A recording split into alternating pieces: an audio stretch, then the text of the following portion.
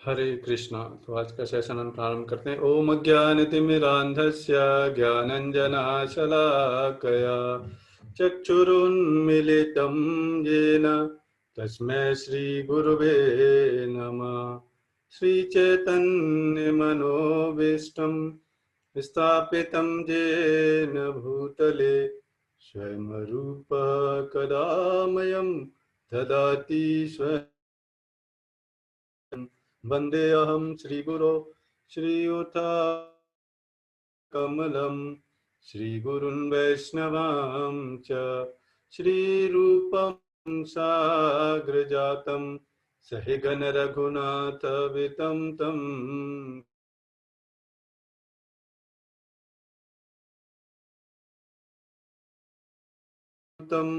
परिजनसहितं देवं श्रीराधाकृष्णपादान् सहिगणललिता विशाखान्वितं च। हे कृष्ण करो दीनबन्धो जगत्पते गोप राधाकान्त नमोस्तुते। काञ्चन गौरांगी राधे वृन्दावनेश्वरी वृषभानुसुते देवी प्रणमामि।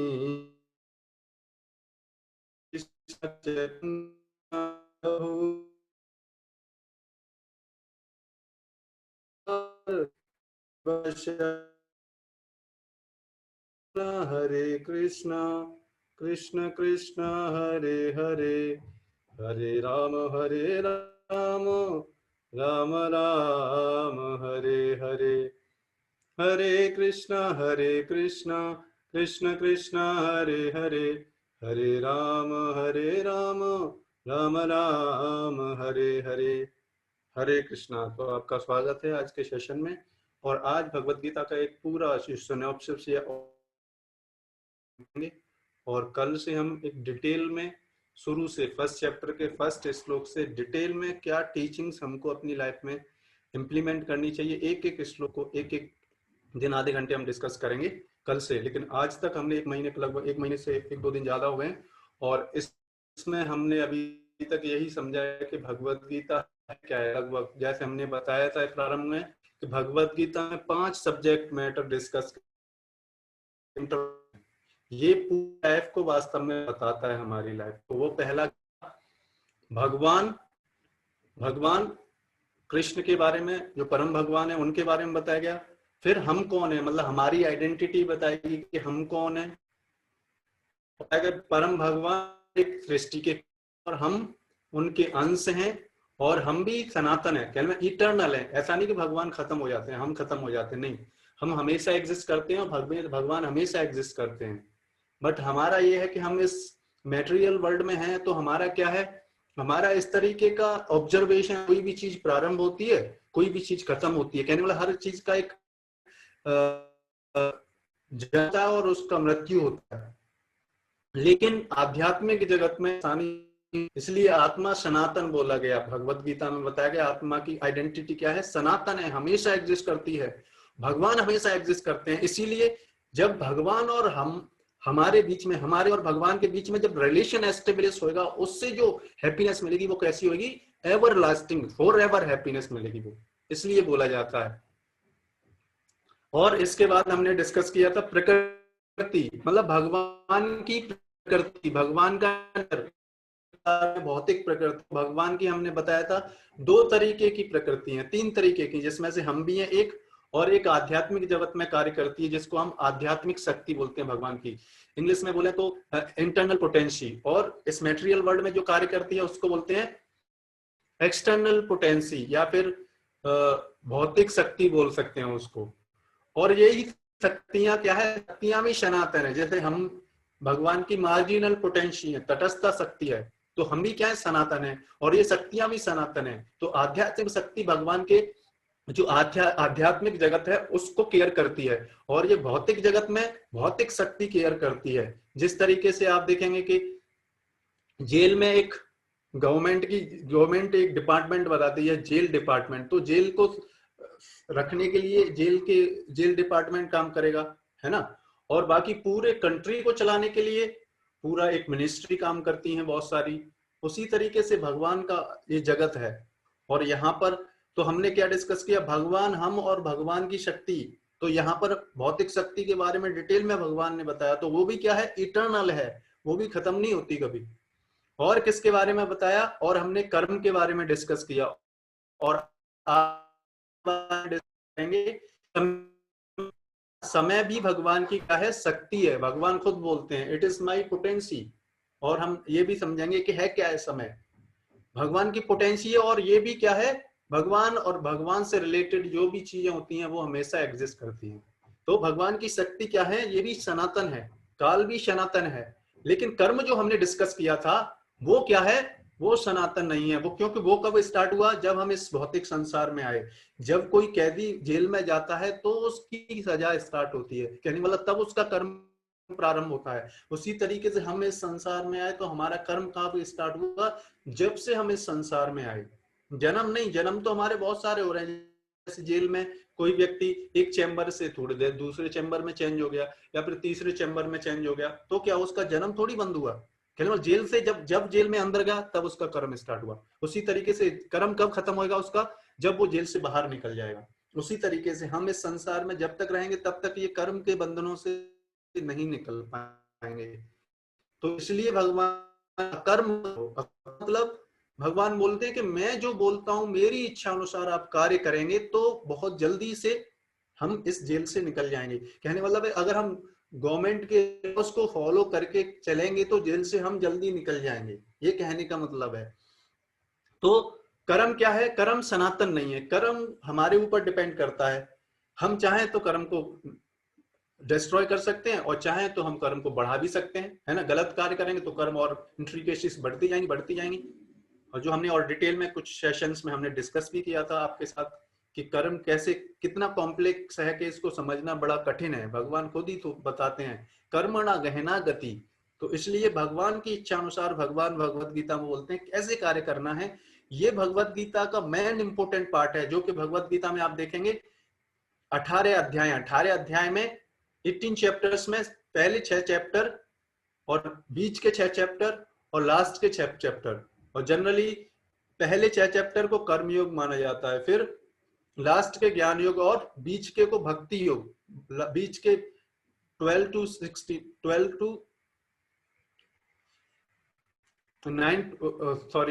टू 12 क्या है, ये चैप्टर्स भक्ति योग है। और ये भक्ति योग क्या है, ये भक्ति योग हमको क्या सिखाती है, कर्म योग, वो अकर्म करना सिखाती है।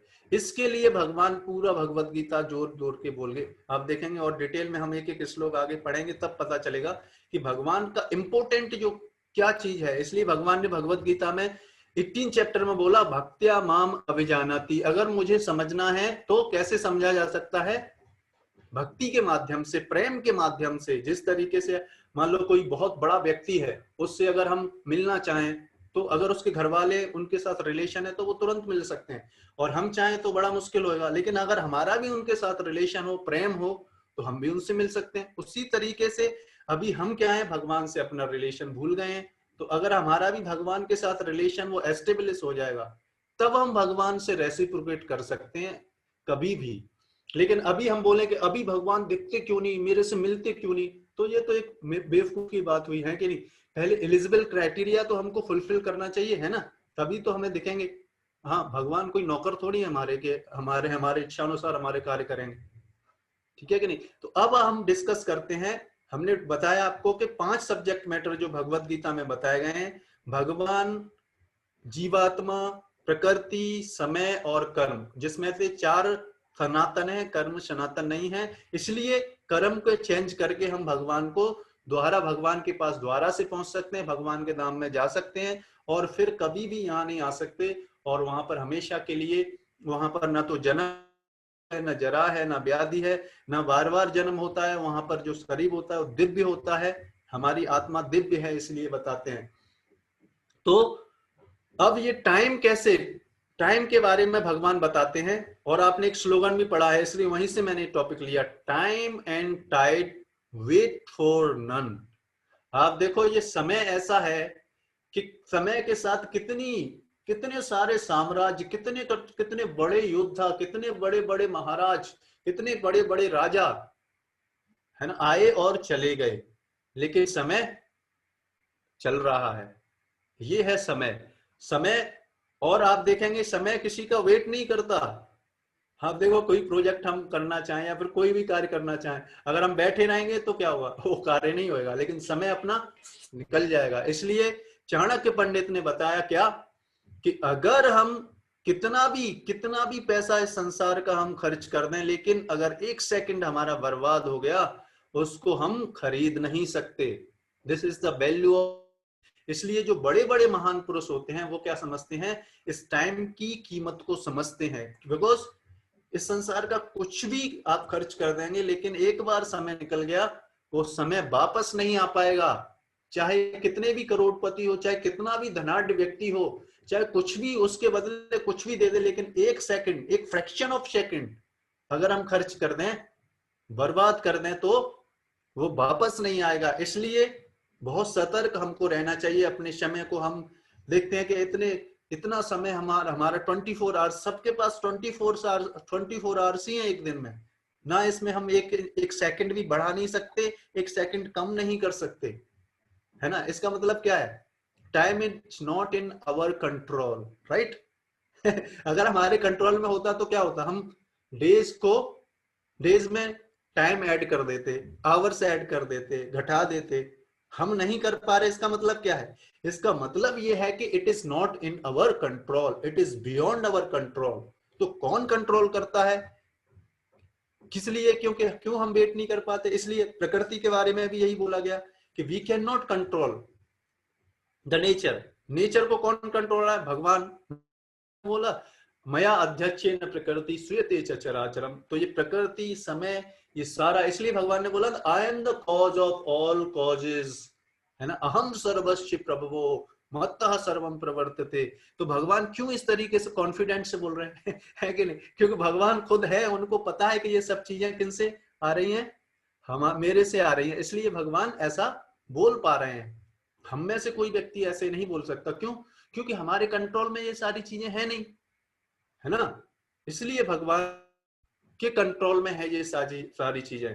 तो time and tide waits for none. किसी भी व्यक्ति का, किसी भी चीज का इंतजार नहीं करता। इसलिए आप देखो आज के श्लोक में भगवान क्या बता रहे हैं, वो आप सुनिए। आज के श्लोक में बहुत इंपॉर्टेंट चीज बता रहे हैं। क्यों हम कंट्रोल नहीं कर पा रहे हैं, इसका रहस्य भी हमको पता चल जाएगा। क्यों, क्योंकि भगवान बोल रहे हैं, श्री भगवान उवाच कालोस्मि लोकक्षया कृता प्रबद्धो लोकान् समाहर्तुमिह प्रबद्धः तेऽपि त्वां न भविष्यन्ति सर्वे येव स्थिता प्रत्यनीकेषु योधा। इसमें भगवान बता रहे हैं कि the supreme personality of God had said, Shri भगवान ने कहा, टाइम आई एम। आप देखो भगवान क्या बोल रहे हैं, टाइम आई एम। आप देखो ये हमारे कंट्रोल में सूर्य नहीं है ना। और सूर्य तो केवल रात और दिन करता है, वो भी समय नहीं है। सूर्य समय को कंट्रोल नहीं करता, वो तो जस्ट रात और दिन करने का एक मीडियम है जिससे हमको लगता है। लेकिन मान लो अगर दिन ही दिन रहे तो क्या समय नहीं चलेगा, समय तो चलता ही रहेगा, है ना। समय के साथ क्या होता है वो फैक्टर हमको समझना है, वो भगवान यहाँ पे बता रहे हैं। Time I am the great destroyer of the world. आप देखो भगवान ये बता रहे हैं कि इस समय के साथ सारी चीजें क्या हो जाती हैं, डिस्ट्रॉय हो जाती हैं। समस्त जगतों का विनष्ट करने वाला काल मैं हूं। कृष्ण बोल रहे हैं कि सारे जगतों का विनष्ट करने वाला क्या है, काल मैं हूं, समय मैं हूं, और मैं यहाँ समस्त लोगों का विनाश करने आया हूं। ये कहां पर बोल रहे हैं, ये कुरुक्षेत्र के युद्ध में भगवान बोल रहे हैं कि यहाँ पर आने वाले सारे योद्धा क्या है, मेरे प्लान से सब क्या है, डिस्ट्रॉय हो जाएंगे। तुम्हारे मतलब पांडवों के सिवा दोनों पक्षों के सारे योद्धा मारे जाएंगे। भगवान पहले ही बोल रहे हैं, युद्ध होने से पहले बोल रहे हैं। आप देखो कि ये जितने भी योद्धा हैं सारे मारे जाएंगे, केवल 5 पांडव आप लोगों को छोड़ के, बाकी सारे योद्धा इस युद्ध में मारे जाएंगे। ये भगवान बोल रहे हैं। तो ये समय आप देखो, समय के साथ आप देखो, अगर देखा जाए तो पहले कोई चीज, कुछ भी, कोई भी इस संसार की एक मटेरियल चीज की ये खासियत आप देखो क्या है, कोई भी चीज हम बनाएंगे, हम असेंबल करेंगे तो क्या होगा समय के साथ। आप देखो कोई फ्रूट ही देख लो, फ्रूट जब पेड़ से टूटता है फिर समय के साथ धीरे धीरे क्या होता है, वो डिस्ट्रॉय होना स्टार्ट होता है और फिर धीरे धीरे सड़ जाता है, गल जाता है, और फिर वो इन अर्थ वाटर फायर एयर और स्पेस जो एलिमेंट्स हैं उनमें वो मिल जाता है। ये है क्या है, ये समय की क्वालिटी है। समय के साथ ऐसे ही हमारे साथ भी ये होता है, क्या होता है, हमारा एक समय जन्म होता है, फिर थोड़े बड़े होते हैं और फिर बड़े होते हैं, और कितनी सारी केमिकल रिएक्शन इस बॉडी में चलती रहती हैं, और सेल्स खत्म होती हैं, नई सेल ग्रो होती रहती हैं, और जैसे जैसे बढ़ता है फिर बढ़ता है और बड़ा होता है छोटा, और फिर युवावस्था आती है हमारी, और फिर युवावस्था के बाद पौगंड अवस्था आती है, और उसके बाद और थोड़े बड़े होते हैं और फिर dwindle होने लगते हैं, मतलब बूढ़े होने लगते हैं, और फिर एक समय क्या होता है, मृत्यु होती है। तो ये क्या है, आप देखो इस संसार का कोई भी ऑब्जेक्ट ऐसा नहीं है जो कि डिस्ट्रॉय नहीं होता हो। इसलिए बता रहे हैं भगवान के समय के साथ हर चीज क्या हो जाएगी, डिस्ट्रॉय हो जाएगी, टेम्परे। इसलिए इस संसार को क्या बोला भगवान ने, दुखालयम अशाश्वतम। इस संसार के बारे में, मतलब मेटेरियल वर्ल्ड के बारे में भगवान ने बोला कि ये कैसा है, ये जेल कैसी है, ये टेम्परेरी है, नहीं रहेगी, ये कुछ समय तक रहेगी, है ना। अभी इसका क्रिएशन हुआ, क्रिएशन में इसका बहुत बड़ा समय होता है ना। जैसे अभी अभी क्या चल रहा है, कलयुग चल रहा है, और कलयुग के अभी 5000 ईयर्स ही निकले। कलयुग 32,000 ईयर्स का होता है, और 32,000 ईयर्स में अभी 5000 ईयर्स ही निकली हैं, और जिसमें 27,000 अभी ईयर्स बाकी है, 4,27,000 ईयर्स, 4,32,000 ईयर्स का ये पूरा कलयुग है। और इसका मल्टीप्लाई 2 से कर देंगे तो द्वापर युग, 3 से कर देंगे तो त्रेता युग, 4 से कर देंगे तो सतयुग। इस इतना एज होता है, कितना, एक साइकिल है, बहुत बहुत कॉम्प्लिकेटेड है, एक सृष्टि हमारे समझ के बियॉन्ड है ना। जस्ट ये और भी जानना चाहते हैं तो हमारा ग्रुप है जर्नी ऑफ सेल्फ डिस्कवरी, उस पर आप ज्वाइन कर सकते हैं, और भी इस तरीके के सेशंस में आने के लिए, फिर और पर्सनल गाइडेंस के लिए, उसमें और ज़्यादा आप समझ सकते हैं इन सारी चीज़ों से, है ना। तो इस तरीके से हम इसको, आज के सेशन को हम यहीं पे विराम देते हैं।